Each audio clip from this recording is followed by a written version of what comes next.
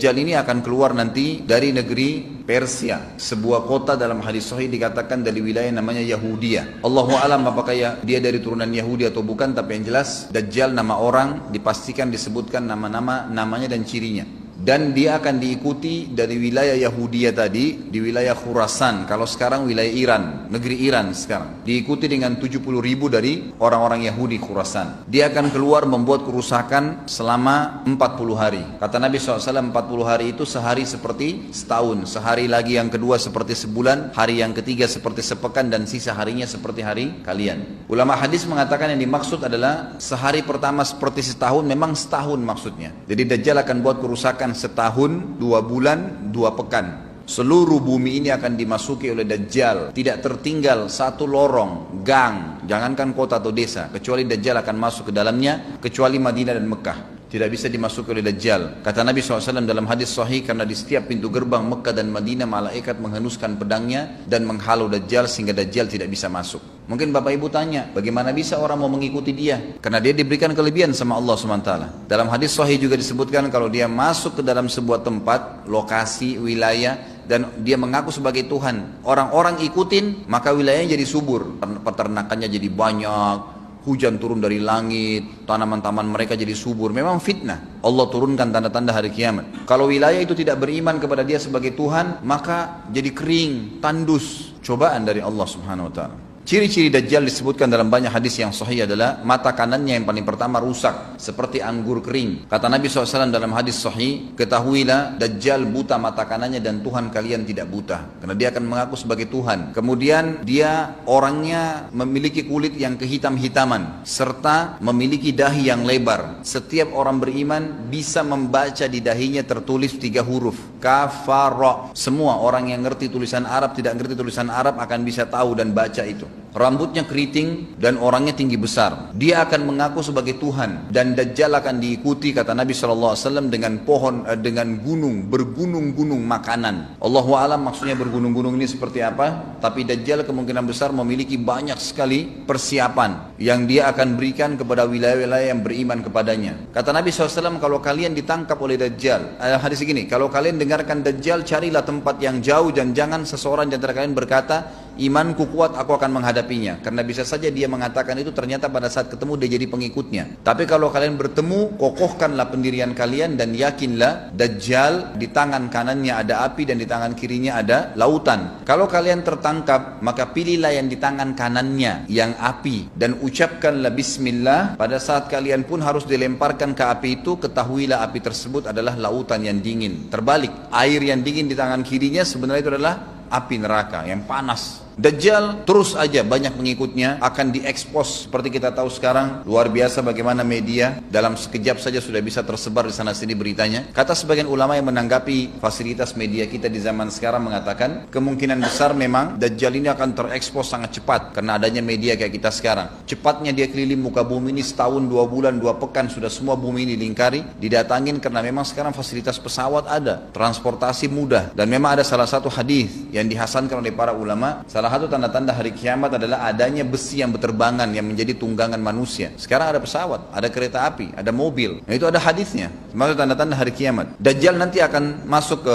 Mekah dan Madinah, akan tiba di Mekah dan Madinah, tapi yang dibahas dalam hadis adalah di kota Madinah. Dia mau masuk tapi tidak bisa dihalang, maka dia naik ke atas sebuah gunung yang tinggi bersama pengikutnya, lalu dia berkata kepada para pengikutnya, apakah kalian lihat istana yang putih itu? Maksudnya melihat ke Masjid Nabawi. Lalu berkata para pengikutnya, iya tentu saja. Lalu berkatalah Dajjal, itu adalah istananya Muhammad, tidak bisa dia masuk ke dalam, dia hanya batas wilayah haram di luar kota Madinah. Maka kata Nabi SAW, Dajjal pun menepukkan telapak kakinya ke bumi di luar kota Madinah, maka terjadilah gempa di kota Madinah, dan keluar dengan gempaan tersebut semua orang yang munafik, karena orang kafir nggak ada di Madinah. Semua orang yang di dalam hatinya ada sifat kemunafikan keluar dan jadi pengikutnya Dajjal karena goncangan itu, dan tertinggallah di kota Madinah orang yang hatinya bersih imannya kepada Allah Subhanahu wa ta'ala. Lalu kata Nabi SAW, SAW akan keluar dari kota Madinah nanti saat satu orang anak muda dengan hikmah Allah, dia keluar dan orang ini bersih hatinya dengan keimanan, maka Dajjal pun menangkapnya. Lalu kemudian Dajjal pun mengatakan kepada anak muda tersebut, saya Tuhanmu. Anak muda itu mengatakan, kau adalah Dajjal yang telah disampaikan oleh Nabi kami Muhammad SAW. Maka dia pun mengambil gergaji, sebagian hadis lain menjelaskan alat yang tajam, lalu membelah dua anak itu. Dari kepalanya dibelah sampai ke kemaluannya, terbelah dua kiri kanan. Lalu Dajjal lewat di tengah-tengahnya sambil dilihat oleh para pengikutnya dan mereka bersorak-sorak. Lalu Dajjal mengatakan, bersatulah, bersatu kembali jasadnya. Kata Dajjal dalam hadis ini, apakah kau sudah yakin saya Tuhanmu? Anak muda itu mengatakan, saya bertambah yakin kalau kau adalah Dajjal yang disampaikan oleh Nabi SAW. Maka Dajjal pun akhirnya setelah itu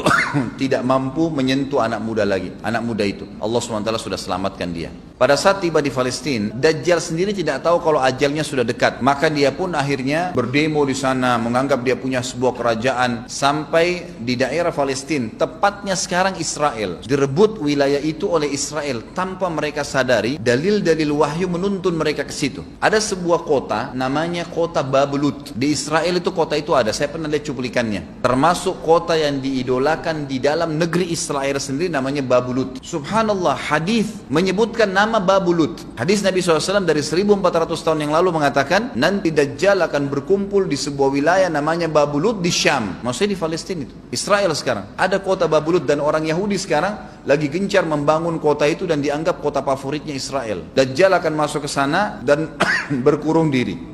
Keluar dari kota Madinah satu orang yang namanya seperti namanya Nabi Muhammad SAW, Muhammad bin Abdullah, dan dia dari turunan Nabi SAW juga. Kata Nabi SAW, akan keluar nanti seseorang dari kota Madinah, dari keturunanku yang namanya seperti namaku, Muhammad bin Abdullah. Juga sama posternya, parasnya seperti aku, sama dengan Nabi SAW, persis alisnya, rambutnya, kulitnya dari turunan Nabi SAW, tapi dari asli kota Madinah. Sebagian ulama hadis mengatakan dari turunan Hasan radhiyallahu anhu ajmain, tapi akhlaknya bukan seperti akhlakku. Tentu tidak mungkin ada orang yang sama dengan akhlak Nabi SAW.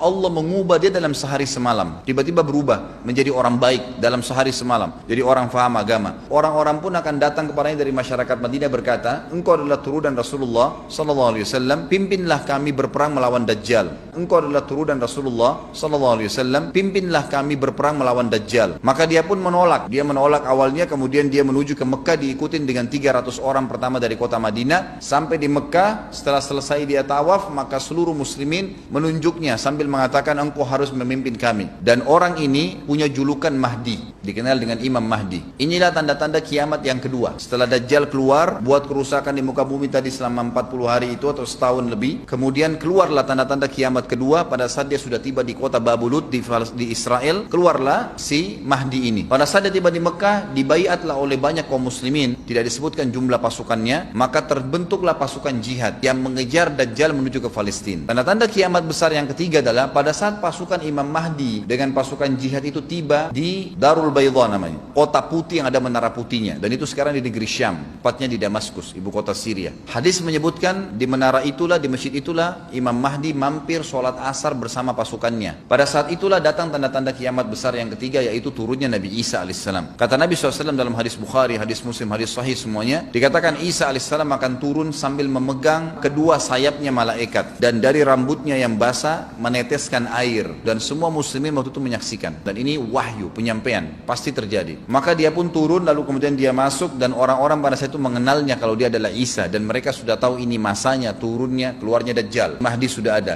mereka tahu akan turun Isa, sudah ada informasi. Seperti saya sampaikan ke Bapak Ibu sekarang, itu muslimin di zaman itu sudah tahu semua. Maka Isa pun alaihissalam waktu itu dipersilakan oleh Mahdi untuk jadi imam, maka dia pun mengatakan tidak, imam dari kalangan kalian. Dan kata Nabi SAW, ini kemuliaan bagi umat ini karena Nabi sholat di belakang umat ini. Semestinya kalau ada Nabi, pasti Nabi jadi imam, tidak mungkin digantikan oleh manusia biasa. Tapi waktu itu Imam Mahdi menjadi imam dan Nabi Isa sholat di belakangnya. Perlu anda tahu juga hadis Nabi SAW yang sahih yang berbunyi, kalau Musa dan Isa hidup di zaman aku sudah diutus, niscaya keduanya akan jadi pengikutku. Jadi memang kena kebenaran, agama ini dibawa oleh Nabi SAW. Sholatlah mereka, kemudian mereka menuju ke Palestina. 3 tanda-tanda kiamat sekaligus terjadi. Nabi Isa alaihissalam akhirnya tiba dengan pasukan mujahidin di depan pintu gerbang Babulut. Kemudian orang-orang Yahudi tidak kenal, tidak tahu Nabi Isa, tidak tahu tentang itu Mahdi. Mereka belum tahu ini. Mereka berbangga-bangga saja. Lalu mereka berkata kepada Dajjal, ada pasukan, segelintir pasukan yang mau menyerang kita. Dajjal mengatakan, bukakan pintu gerbang. Mereka tidak akan mampu melawan kita karena pasukannya mereka banyak memang. Maka Dajjal dengan sombongnya menunggu di depan pintu gerbang. Pada saat dibuka, Dajjal kaget melihat ada Isa alaihissalam. Dan pada saat itu kata Nabi SAW, Dajjal faham kalau sudah tiba ajalnya. Begitu melihat Isa alaihissalam, dia lari dan badannya sambil meleleh di depan para pengikutnya. Lalu Isa alaihissalam mengejarnya mengatakan, wahai musuh Allah, saatnya kau akan menemui ajalmu.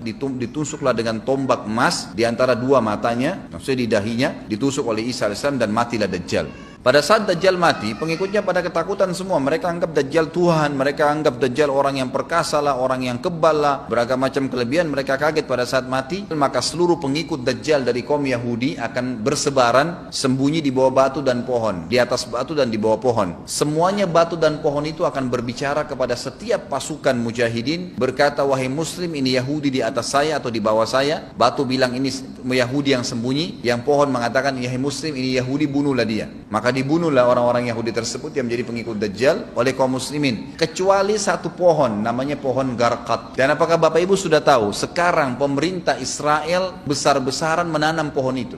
Satu dunia ini semuanya Islam. Hadis sahih, kata Nabi SAW, Islam akan masuk ke setiap rumah dengan kemuliaan atau terhina. Enggak ada lagi penolakan terhadap Islam. Itu hadis sahih. Maka Nabi Isa AS memimpin pada saat itu, disebutkan dalam hadis 40 tahun dengan ketenangan menerapkan hukum Islam. Kata Nabi SAW, bagaimana awal umat ini bisa sesat sementara aku yang pimpin, dan bagaimana akhir umat ini bisa sesat sementara yang pimpin mereka Isa dengan menjalankan hukum-hukumku. Jadi Nabi Isa AS nanti menerapkan Al-Quran seperti yang kita lakukan, sholat, segala ini sudah selesai, dikerjakan semua. Dalam hadis lain dikatakan Isa alaihissalam akan menghancurkan semua salib, membunuh semua babi. Enggak ada seekor babi pun hidup di muka bumi pada saat itu, semua salib dihancurkan, dan yang menjadi tidak ada agama lain. Semua, Nasrani, Yahudi, Hindu, agama apa saja habis semuanya. Semuanya beriman kepada Allah subhanahu wa ta'ala dan menjadi muslim.